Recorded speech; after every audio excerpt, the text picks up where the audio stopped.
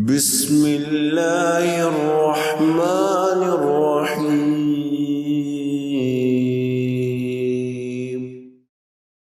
آپ صلی اللہ علیہ وآلہ وسلم کا ارشاد ہے، کامل ایمان والے وہ مسلمان ہیں جن کے اخلاق بہترین ہیں۔ ایک اور روایت میں آپ صلی اللہ علیہ وآلہ وسلم کا ارشاد ہے، میں جنت کے بالائی علاقے میں اس شخص کو محل کی ضمانت دیتا ہوں جو بہترین اخلاق رکھتا ہے۔ حضرت علی رضی اللہ تعالیٰ عنہ فرماتے ہیں، حسن اخلاق 3 خوبیوں کا مجموعہ ہے: حرام سے بچنا، حلال طلب کرنا اور گھر والوں کو کشادگی عطا کرنا۔ یحییٰ ابن عازر رحمۃ اللہ علیہ فرماتے ہیں، اپنے اخلاق بہتر کر لو، اسی تناسب سے تمہارے رزق میں اضافہ ہوتا چلا جائے گا۔ امام نووی رحمۃ اللہ علیہ فرماتے ہیں، حسن اخلاق انبیاء کی صفت ہے اور ان کی روش ہے۔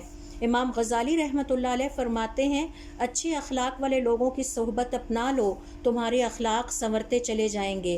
ابن منصور رحمۃ اللہ علیہ کہتے ہیں، میں نے عبداللہ سے سوال کیا کہ حسن اخلاق کیا ہے؟ انہوں نے جواب دیا، نہ غصہ کرو نہ گرمی دکھاؤ۔